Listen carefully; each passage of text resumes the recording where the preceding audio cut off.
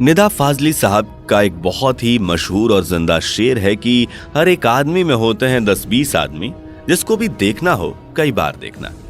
दुनिया में हर एक इंसान की दो पहचान होती है, एक वो जो उसे विरासत में मिली होती है अपने पुरखों से, और दूसरी वो जो उसने खुद बनाई होती है। वैसे तो हर इंसान की कहानी पहले से तय है, पर हर आदमी अपनी कहानी का खुद ही रचनाकार होता है। विरासत में मिली पहचान हमारे पुरखों की अमानत होती है, पर जो हमारे द्वारा खुद से बनाई गई पहचान हमारी पूंजी और दौलत होती है, जो इस दुनिया ने हमें प्यार से बख्शी होती है।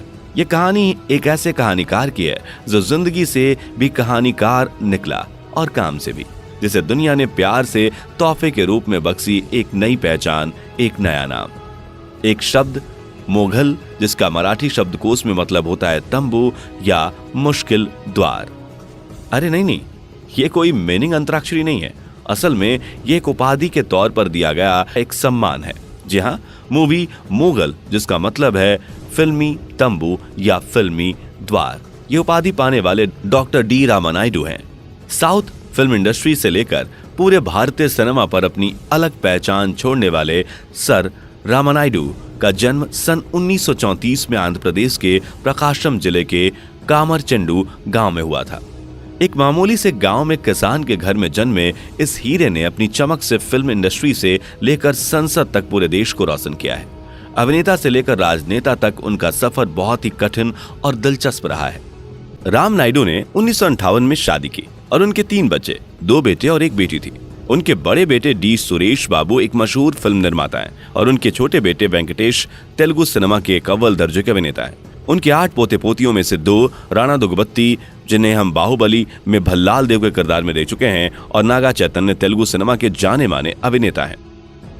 बेटे के नाम पर बनाई गई film production company Suresh production house ने हिंदी, तमिल, तेलुगु समेत 15 भाषाओं में 150 से अधिक फिल्मों का निर्माण किया। उनके सह निर्माण में बनी पहली फिल्म 1963 में अनुरागम थी, एवं उनके निर्माण में बनी पहली फिल्म 1964 में आई रामडू भीमडू थी, जो कि सुपरहिट थी। उनकी पहचान हम हिंदी फिल्मों से प्रेम नगर, जो कि उस दौर की ब्लॉकबस्टर, दिलदार, अनाड़ी, हम आपके दिल में रहते हैं, प्रेम कैदी आदि से कर सकते हैं, जिसमें प्रेम नगर के हिंदी और तमिल रीमेक बनाए गए और उतनी ही सक्सेस और सुपरहिट रही जितनी की ओरिजिनल फिल्म थी। सुरेश प्रोडक्शन कंपनी, जो इंडिया की सबसे बड़ी प्रोडक्शन कंपनी थी, सबसे अधिक फिल्म प्रोड्यूस करने के लिहाज से व्यक्तिगत तौर पर सर रामानायडू अपना नाम Guinness books of world record में दर्ज करा चुके हैं। चूंकि उस समय सभी स्टूडियोज मद्रास में स्थित थे, इसलिए उन्होंने 1983 में राज्य सरकार की मदद से हैदराबाद में राम नायडू स्टूडियो शुरू किया। अक्सर तेलुगु और तमिल में फिल्म बनाते हुए उन्होंने कन्नड़, हिंदी, मलयालम में अपनी शाखाएं बनाई। मराठी, बंगाली, उड़िया फिल्म, गुजराती, भोजपुरी, असमिया और पंजाबी उद्योग। जब इंसान किसी एक कहानी को खुद जीने लगे तो फिर वो आदमी नहीं रहता, वो एक किरदार बन जाता है। या फिर यूं कहें कि किरदार जब किताबों के पन्नों से बाहर निकल आए तो आदमी बन जाता है। आदमी और किरदार के बीच का फर्क बताने के लिए सर रामानायडू ने 2007 में एक फिल्म बनाई, होप। इससे पहले भी उन्होंने सैकड़ों फिल्में बनाई थी, पर यह फिल्म कुछ खास थी। इस फिल्म में रामानायडू सर ने खुद किरदार निभाया, यानी अपनी ही कहानी अपने ही ऊपर फिल्माई। ये कोई आसान काम नहीं होता। कहानी खुद ही लिखना, उस कहानी का किरदार भी खुद ही बन जाना और खुद ही पर्दे पर उतारना। छात्रों के बीच शैक्षिक तनाव से उत्पन्न किशोर आत्महत्याओं से निपटने वाली फिल्म ने 54वें राष्ट्रीय फिल्म पुरस्कारों में अन्य सामाजिक मुद्दों पर सर्वश्रेष्ठ फिल्म का पुरस्कार जीता। रामनायडू सर के नाम सैकड़ों अवार्ड दर्ज हैं, जिनमें से पद्म भूषण पुरस्कार, दादा साहब फाल्के पुरस्कार, रघुपति वेंकैया पुरस्कार, film fair life time achievement पुरस्कार आदि प्रमुख हैं। फिल्मी जगत के साथ साथ सर रामनायडू राजनीति पर भी गहरी समझ रखने से उन्हें भारतीय राजनीतिज्ञ भी कहा जाता है। सर रामनायडू ने तेलुगु देशम पार्टी से लोकसभा का चुनाव लड़ा और 1999 से 2004 तक लोकसभा सांसद के पद पर रहे।